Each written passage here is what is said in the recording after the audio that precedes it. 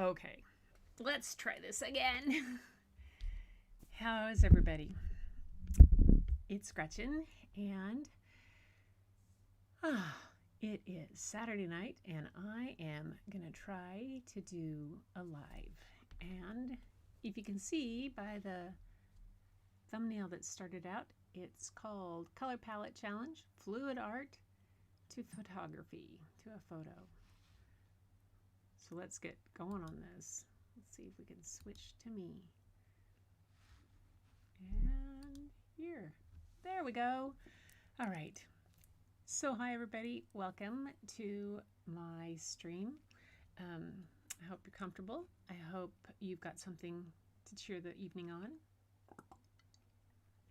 Like I do. My ginger beer. Yes. So my name is Gretchen Shepherd, and I am a photographer.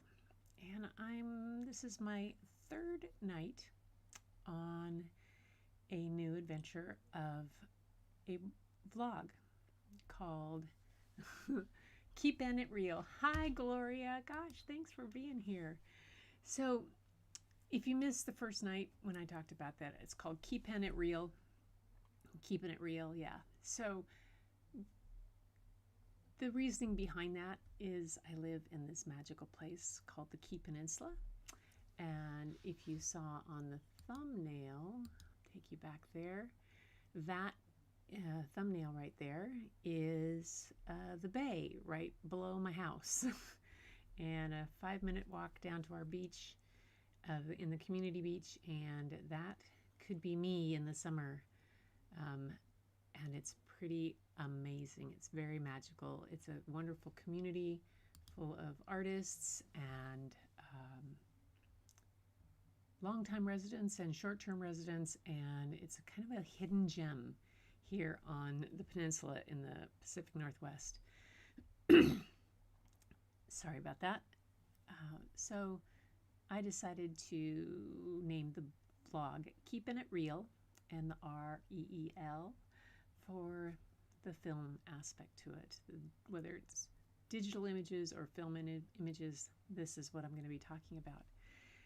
You're also on a journey with me to learn, to learn Ecamm. And it is an amazing platform for going live. And it is something I am working on learning.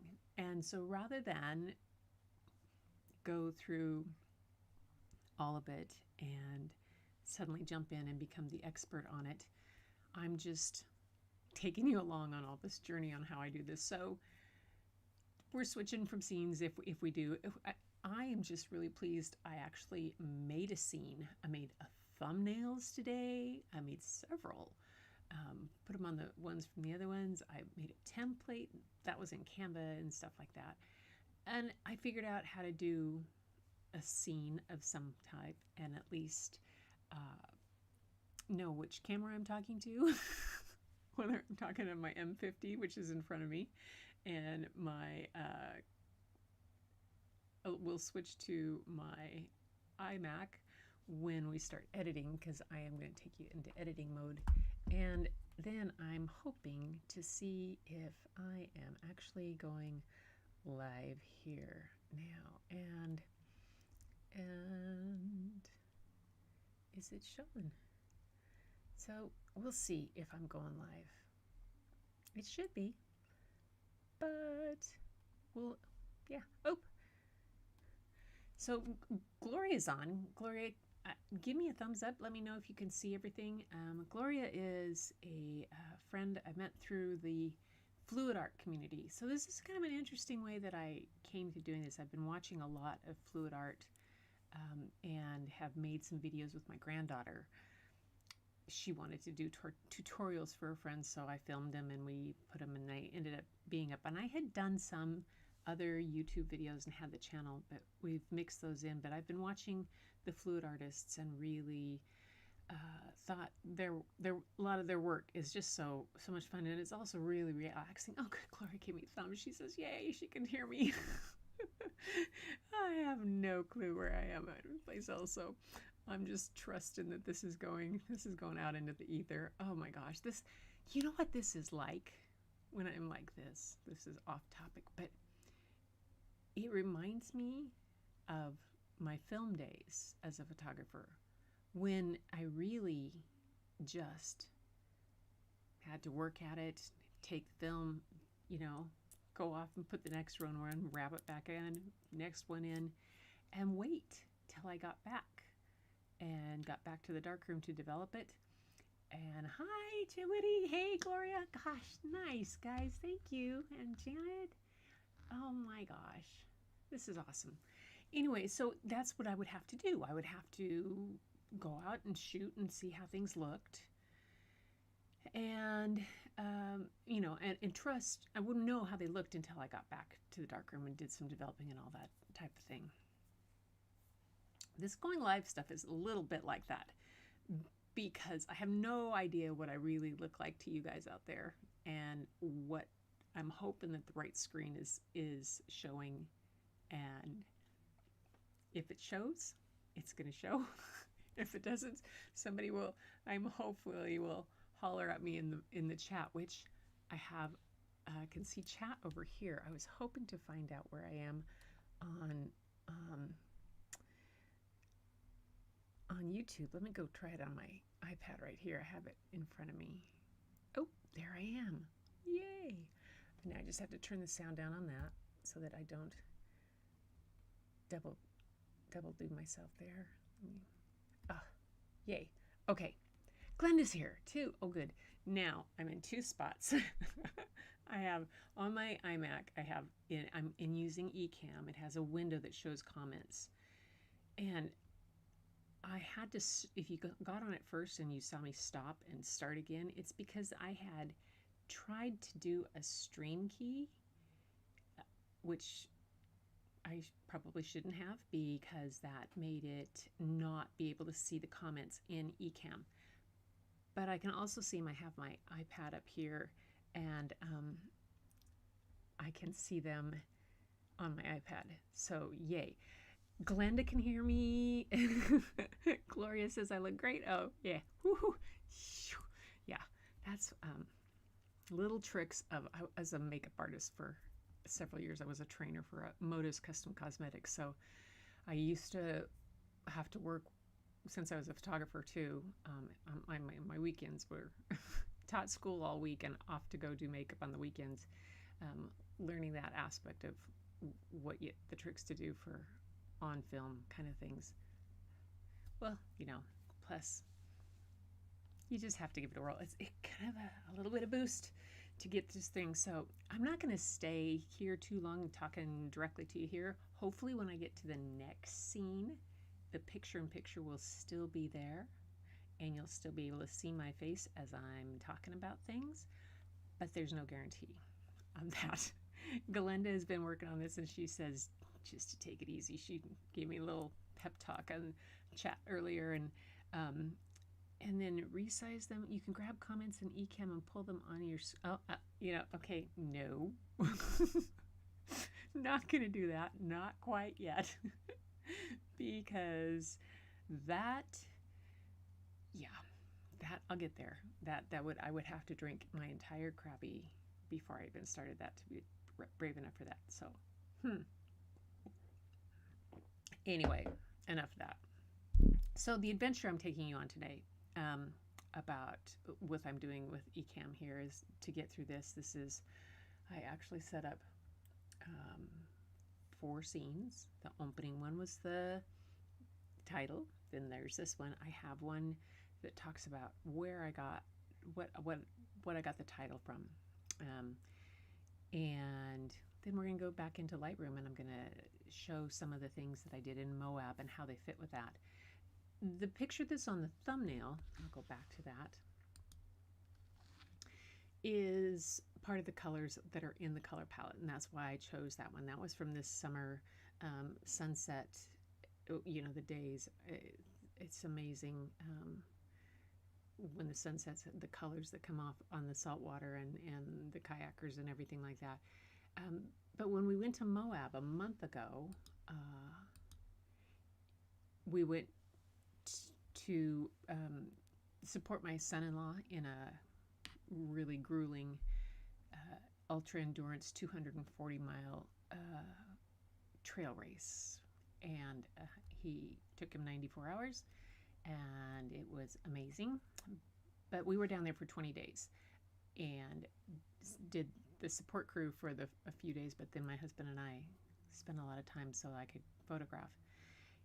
And MOAB itself matched the color palette, and I was watching a fluid art artist Haven, and she had Artapalooza on one night, and there were a bunch of people, and she had a color palette challenge out, and they were going to be doing some things, and I thought, wow, that really looks like the colors I saw in MOAB, and that is this. She had this color palette challenge for the week of 11/14/22, and I'm not sure where she got her palette, Love Palette Tumbler, and acrylic paint, acrylic painting by Julie, it might be by Julie E. Could be acrylic painting by Julie E. And then the artist Haven and Angie Mason fluid art, and Gloria are all some people that I watch. And there's another gal who does has a whole cards of fluid art, cards of color palettes, and they're by Gina DeLuca. Hers are very cool too. And it's a great thing to have these color inspiration cards to help you when you're like decorating and stuff like that. But I also, that tie-in to photography I thought was real interesting. Now, color is not something that I am not deeply aware of. My mother was a master weaver, and she sewed all our clothes. I was the youngest of 4 girls. Her grandfather was a tailor. Her mother sewed. But my mom had photographic color memory.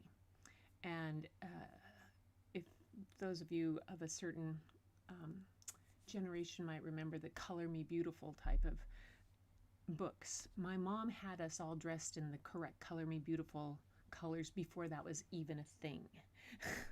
Because all 4 girls have a little different color hair and a little different color skin type, and which one fit with who. And it was really kind of funny to see, oh no, that's not Gretchen's color, that's Patty's color, or that's Carolyn's, or no, that's Sarah's, and you look better. It was just one of those things. And I grew up around color. I grew up playing with color wheels. That's my first toy that I remember, was a color wheel. And I learned to sew when I was very young, when I was on a sewing machine when I was 5. And just being around color and whatnot was a huge part of me. So this color challenge was very interesting. And to see how this goes with. In another vlog we'll do in a later time, you'll see how I'll take you to my life in black and white, because although color completely absorbed me for an awful long time, as soon as my grandmother gave me her camera when I was 10 to take to camp, camera that's sitting right back here, yeah, it I became obsessed with black and white, and I learned to see in black and white. And it's a kind of a talent that I have always been able to kind of squint my eyes and think, and I know what something will look like in black and white, but that I know that the basis of that is in the training that I got from my mom in color and what they do and how they react and what, all that kind of things. So anyway, that's where this color challenge came from with the color palette. So it came from some fluid artists that I watch. And so I decided to take you all on an adventure into Lightroom. Okay, now I have to find Lightroom. There we go. It's open. Haha. Yay. Okay. Now,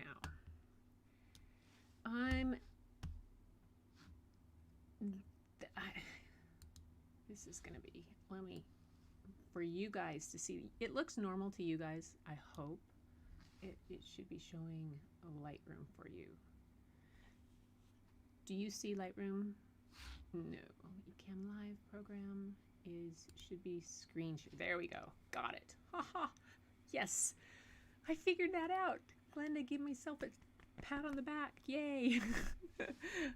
I looked down, I saw the little screen, saw you were not seeing what I wanted you to see, and now you are. Okay, so this is Lightroom, and I'm going to I have to stack some things up here that are showing on my screen, but don't show on yours, because they are part of the Ecamm. So that's okay. I have this particular file, this one file we're in, has 168 photos in it. And that's from part of a day. The whole MOAB starts way back here, and there were several hundred pictures taken. And I'm going to take you through a couple of them to see what we did. I thought about and how to develop this for this challenge. So right now I want to sort these. I pre-sorted and rating. I want to sort. Select by rating. There we go. Okay, I'm gonna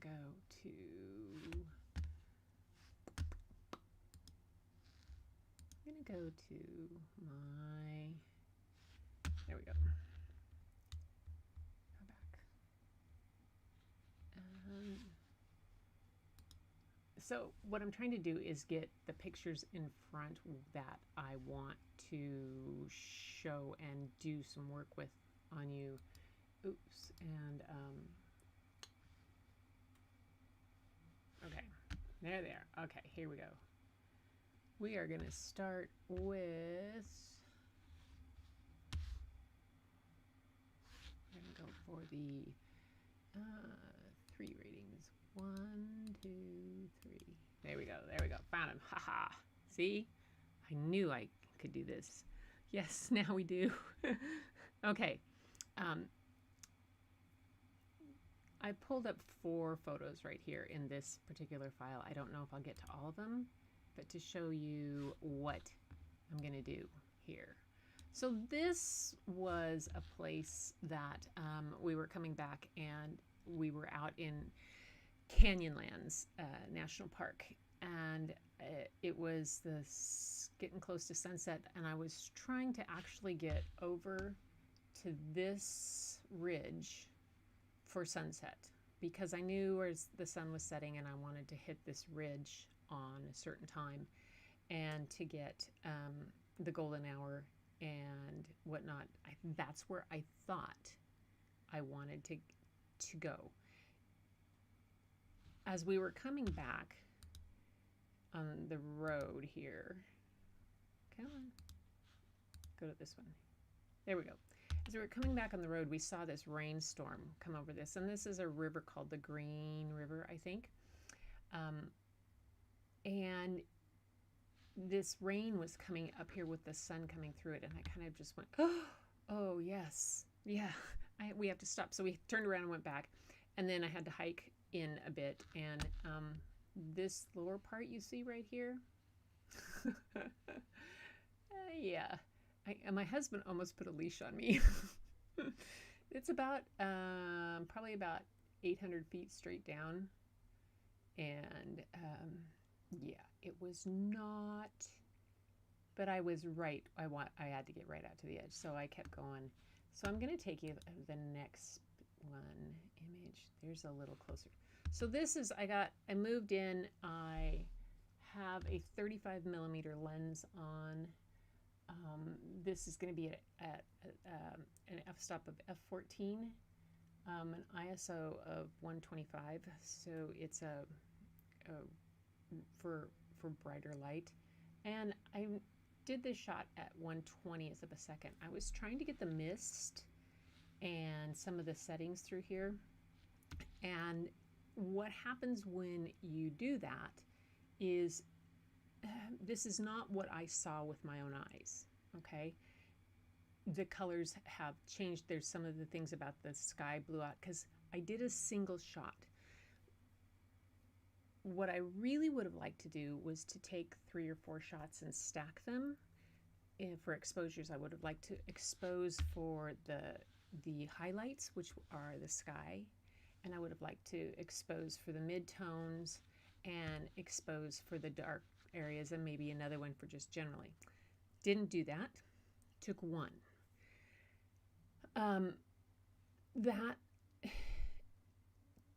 if you just work at it, and just if I clicked auto on here, see it changes some things. But if I do some standard adjustments, if you'll notice, it kind of does it to everything. It affects the whole picture, and I don't want it to affect the whole picture. So now I have to go move these guys out of my way. There. And I'm going to reset that image. And the Lightroom's new masking tool came out October 26th, and I got home October 23rd or something like that. And wow, this is just cool. So masking has always been a thing you could do. You could brush it out and whatnot to some degree in Lightroom, but it usually you had to go into Photoshop, and then you had to do layers. And if you've been on any of my shows beforehand or been in anything, you know that I don't like Photoshop. I'll get over it at some point maybe, but I'm 65 and, you know, I haven't finished my Photoshop for Morons class yet. and I can do what I need to do if I need to do it, but I'm going to try to do things this way. So first off, they have a whole bunch of new masking things, and you can select the subject or you can select the sky. And so I'm going to start, and I'm going to select the sky. And this new AI features, this automatic intelligence or whatnot, and it caught the sky. So you'll see that it turned red. That's the mask. It's showing the mask overlay. But I don't want to affect the sky first. I really want to start with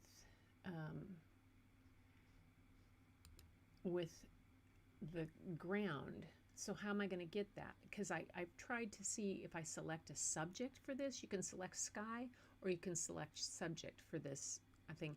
And it doesn't look at a landscape like this to have enough of a subject. But there's this cool little thing you can do that you can invert it. Bam! I have my yes, there, I have my landscape. So now I can turn off that overlay and I can start to affect just that part, just that where I want to bring up the shadows. I'm going to dehaze some, yay. I'm going to bring some clarity up and some texture to that. And the whites are kind of blown out in there too, so I'm going to bring the whites down within that. Where are the clipping? Oh, so it's showing me the clipping in, see that red, bright red? It's showing when I put on my little white thing up here, up my finger up on that little white, it's showing where it's blown out. So in other words, there's no pixels up there. It was too bright. And the black shows me where there's some blown out down here. I'm not so concerned about that. I want some sharpness in this. And I want, some clarity in that. So what I'm doing, and I'm also going to warm up the temperature. There we go. Because this is really the color of the rocks. They're very, very orange. And it's the most beautiful area. It actually was an inland sea. In prehistoric times, they've found all kinds of dinosaur bones. It was actually covered in salt water. It was all the area from the Gulf of Mexico all came up all through Sedona and up here through Moab and even into parts of Colorado and even out into Kansas. They have found like sea turtle dinosaurs in Kansas and stuff like that. But this was all the bottom of the sea and millions and millions of years ago. You have just these beautiful, beautiful flowing rocks and some things here, and the sun was coming through. So next thing I want to do is I want to add another mask here to this part, and I'm going to add a radial gradient, and I'm going to add it to right here. And this is kind of a circle thing. You're going to see what I'm going to do.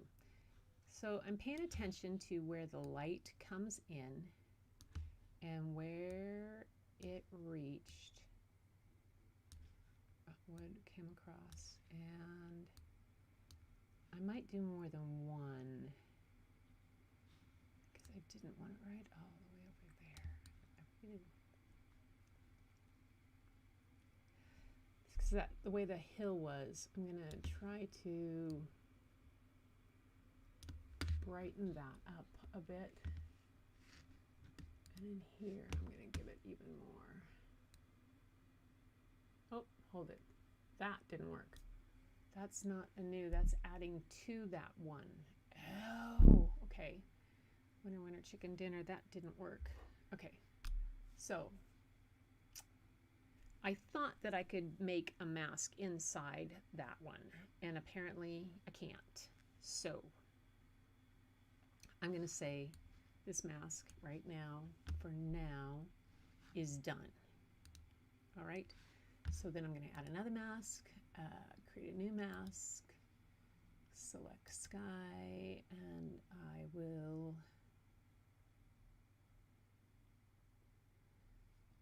invert it,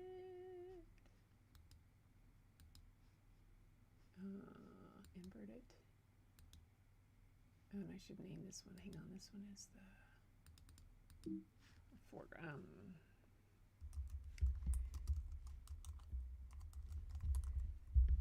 Okay, so you can name them, and this is going to be radial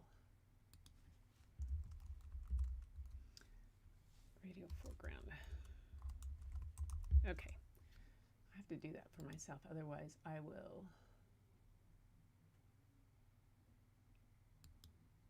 and this is going to be a, I thought I had it. Oh, no, I don't have it. What did I do? Cancel. I wanted a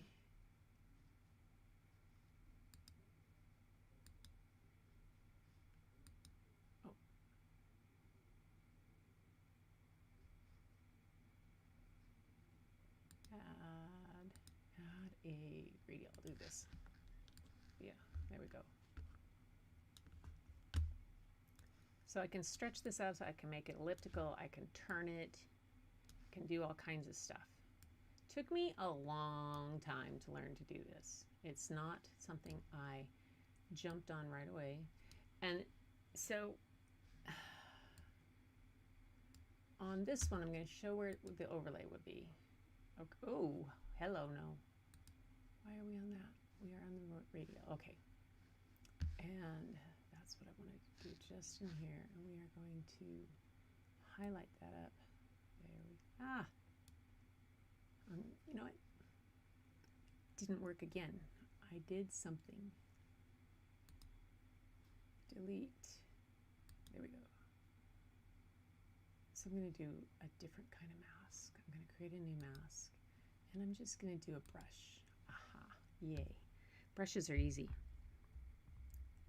because I don't have to have it in a set area, and I'm going to show where it's going to go, and I'm going to bring the exposure up a little bit, and the highlights and the shadows, and I'm going to dehaze it just a bit, and I'm going to bring it just a little bit of contrast, and then I'm going to brush it in where I want that to happen. where the sun was kissing it. Yeah. That's kind of what I wanted it to do. It's a little more than I probably would have liked to,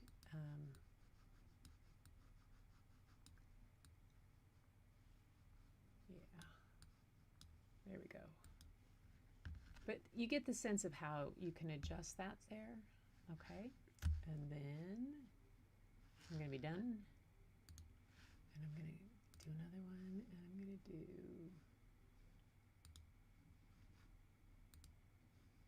create a new mask, and it's going to be a brush, and I'm going to brush over this, and see how I'm brushing over this right here, and I'm just going to bring up the contrast a little bit in that, and the dehaze a little bit. Yay. And is it feathered? And the density needs to be not anywhere. I don't want it that dense. I want it much more feathered out and not so strong. Okay, that's a little bit. All right. So there's still other things that I can do. I'm going to do one more thing down here. I'm going to take a mask and I'm going to, done. And then I'm going to do one more mask on the bottom, and I'm going to do a linear gradient from the bottom up. And just to give me a bit of focus there. Yeah. Okay, done with that. Now we'll do the sky. And then I'll jump over to something else completely different. Oh my gosh. Sky, add a new mask, select sky. This time we're going to get the sky, and it's pretty blown out, as you saw. Yay. Thank you. Thank you. Wow. Show me the mask. Show me the mask. And I want it to be feathered. I'm going to bring the exposure down. So I'm going to take this off. So my exposure, I'm going to dehaze it a bit, which is going to start to bring out some of the definitions of the clouds. I'm going to bring the exposure down a bit. I don't want to go too much because otherwise I will mess up. It'll start to look kind of weird grayish. And I'm going to bring the highlights down. There we go. There we go. See, those clouds were there. Otherwise, I probably wouldn't have taken the picture, and we wouldn't have had that rain. Problem is, when you only do one shot and you don't bracket for exposure, you get stuff blown out. If you're lucky, you can recover some of those details in Lightroom, like I'm doing right now, and still make it work for what you wanted. Okay, that's kind of basics of that tool. Not a award-winning picture by any means, but it works. This new mask tool is very cool to be able to do this kind of stuff. I love it. And so I would say I'm done. Now, my typical way of editing is I'll do an edit like this, and then I'll change its number to, like, if I had it 3 that I wanted to work at, I'm going to change it to a 4 to show that I've done something to it. And if it makes it to a 5, then I'll be there. Okay, so this is where I told you in this spot, where I was before. Come on. Where I said I wanted to be over here on this. There's a parking lot, actually, if you can look really carefully out on this. I wanted to be out on this cliff to get sunset. So this next picture, I'm sitting right out here. Let me climbed over. There were several other people. And the way there, I had been taking that rainstorm bit in, and the river was over there, but I didn't really turn that way because the interest wasn't there as much as I thought it was going to be. but you can see how here I'm just going to select the sky, and I'm going to fix the sky a bit. And that's about, and then I'm going to do some general. Bring the sky down because I did again. Yeah, see, there we go. Sky. It's getting close to sunset. Yay. And highlights. There we go. And it was way off. The rain had gone off into there. You can see the sun hitting. I'm done with that. And then I'm just going to take, in general, drop some, bring the highlights down. And the shadows. Look, watch my histogram. Yeah, we had some dark, ominous clouds coming over. And I think, oh, you know what, it'd be cool. I wonder what a luminance mask would do. Create a new mask, and I wonder what a luminance range would do. So this is where it's kind of cool. You might, I don't know if you can see that, what it's doing. I don't, and bring the luminance. Not too much. Anyway, that was just a kind of a really kind of fun little practice in that kind of stuff. And so that one I've worked on, so I'm going to say done and give it a 4. And that I've worked on it. I'll come back to it. So then we went and we were heading out, and the sun was setting, and there was this really beautiful, beautiful area. So let me see if what happens if I just hit auto on this one. Makes it pretty bright. That wasn't quite how much I wanted it to be. So, but I can still use that as a base point, because when you hit auto, it just does some settings, and then I can reset them, or I can choose to use them and go from there. I'm going to select the sky on this one, and it's thinking about it. When I get my new Mac laptop, I'm sure it will go faster, but right now I'm going to just drop the sky down, exposure down a bit, and bring the dehaze up on it and the clarity. Sometimes with sky I like to reduce the clarity, but this one I'm going to do a little bit of difference. Okay, that's good enough there. Okay, done with that one. Add another new mask, create a new mask, select the the sky, because it won't do the subject because there's no real subject. And you guys are helping me learn this so much. I've been doing this every night. So like I said, I work on something for one night and I moved it up, and then I'll come back to those edits. If I'm really true to form, I'll do a 5-day edit.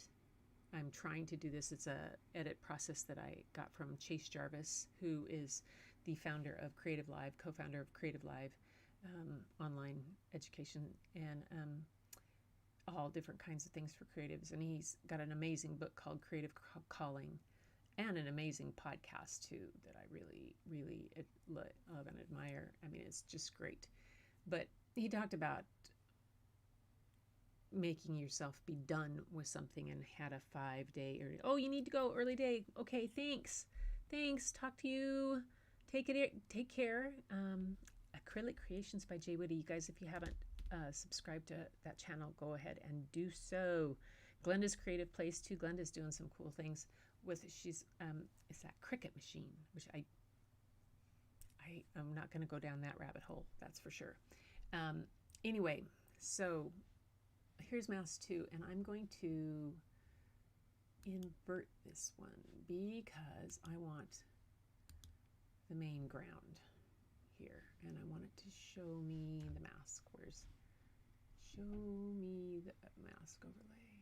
Where's my mask? There it is. There we go. Okay. Now, All right. If you see over here, it didn't do a perfect job. It got clouds, and it got, let me turn this off. It got some of the clouds in here, and then this is actually more mountains. These are the LaSalle Mountains over here. So what I want to do on this, before I do anything, I'm going to subtract with a brush and make my brush a little bit smaller. And since I have auto mask on, it will pay attention to the lines. And I'm just going to take it away from the clouds because I don't want it to do that in the clouds. I kind of like the distant haze of the mountain, so that's good. And oops, density in that brush. Take it off. Oh, there, yeah, it was too fuzzy. There we go. I need to take that all the way off. There, you can see it. Make sure it's not in any place else that it's not supposed to be. It's over the LaSalle Mountains, and I don't really want to do this to the LaSalles because they look more cloud-like, and I can always go in and adjust them specifically. Much like in the old film days of dodging and burning, a lot of people will say, oh, did you manipulate things? Yeah, we did. We did it in film days. Since the beginning of photography, photographers have manipulated images and made them into the vision that they saw, and that's not doing anything different. In film days, I used different chemicals, different chemical temperatures, different time in the water bath. I would rub it in, I would dodge and burn it off the light. I did all kinds of stuff, and that's what would happen. Here, I have a digital darkroom, so I can do that there. All right, so let me go here. I'm going to unshow the overlay. I'm going to drop the exposure of this area. Yeah, just a bit. I'm going to dehaze it.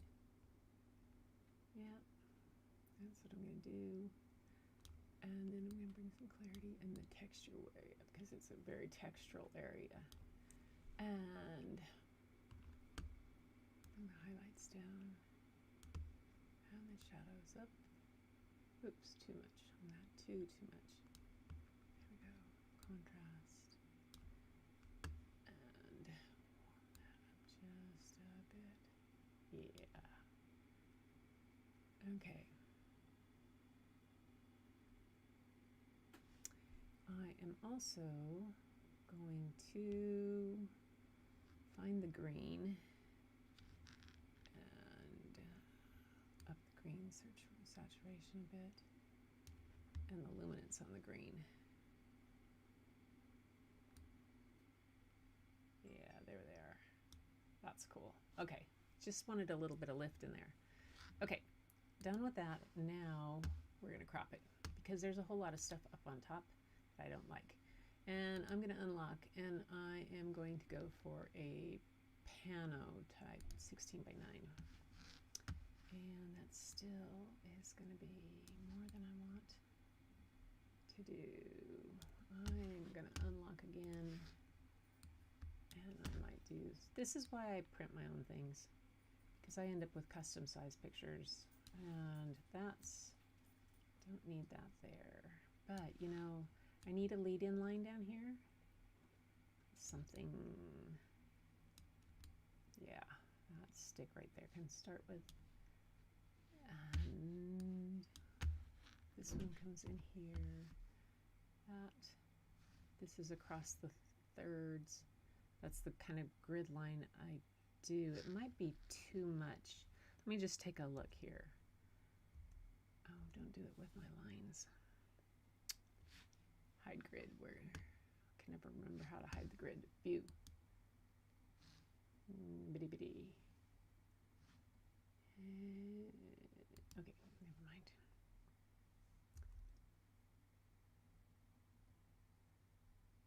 Uh-oh, come on. Oh, there it is. Okay. Okay. So you see what I did with the clip, with the crop, and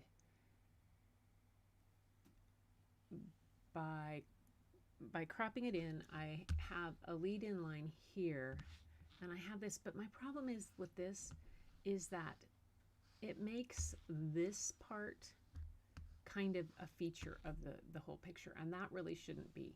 This is more what I'm listed, but I didn't have a very interesting clouds. Now, some people will do that. They'll go in and do a sky replacement. I don't think I will. Oh, look at there's something out there. I think that this was just a learning, so I'm take it out. I'm not see. I don't. This is interesting stuff, but this road is too much.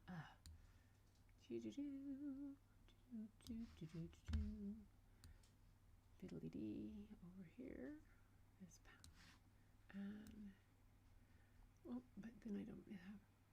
But that's okay if I just make. What if I bring it all in like that?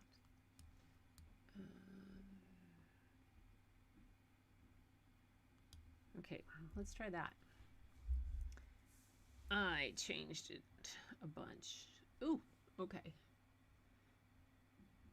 So that's better. See, this is part of the park. One of the things to stand out. Yeah, telling you, please don't step over the edge. Yes, this is in Arches National. No, this is in Canyonlands still. Canyonlands is split into 3 sections. This is called Island of the Sun, this section, and you come in through the north.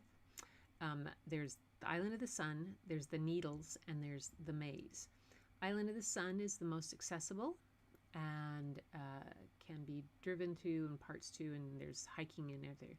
Needles is accessible, but has some far more remote areas that take a little bit more.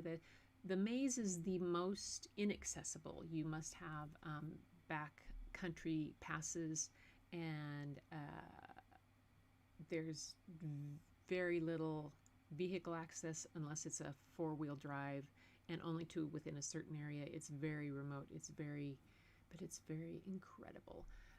This is the area where my son-in-law was running along through here and up through the top of these mountains, along these ridges and over. Yeah, it was nuts. Up and down, up and down. All right, that's that one. And, okay. So, folks, how long have I been going here for live? Don't know. I started at 7:15 and it is 8:05. I am going to show you one other picture that really is what made me think of the color palette challenge.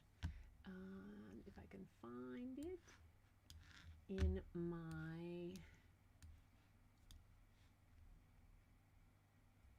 I think it's down here from Lightroom Mobile.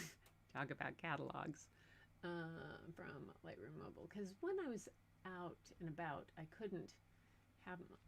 It's been an interesting thing to learn to work with this much larger file sizes. There we go.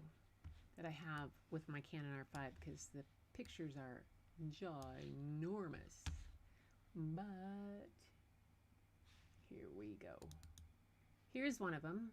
This was the color palette challenge that I felt this really is what drew me to the colors in that challenge, and what I remember seeing so well. This was absolutely, this was on the Mountain Loop Road, and I told my husband we had to go try and go up there, and I wanted to get up to this lookout spot by sunset. Yeah, we got there by sunset, and I got these beautiful layers of light, and the road that we had come in was from way down here, and you came through this Castle Rock area and then wound up over here, because you see this white stuff is snow. It was freezing cold, but there's these beautiful layers, absolutely beautiful layers. But the trick was, yeah, we were there. And I was doing And there's a mountain with snow above me, and places that we were going and seeing, and the trees and the colors were changing and what was going on. But the trick after that was it shortly got very dark. And so we were up at the top of this mountain loop road and sunset, and I'm taking pictures and going past golden hour into blue hour.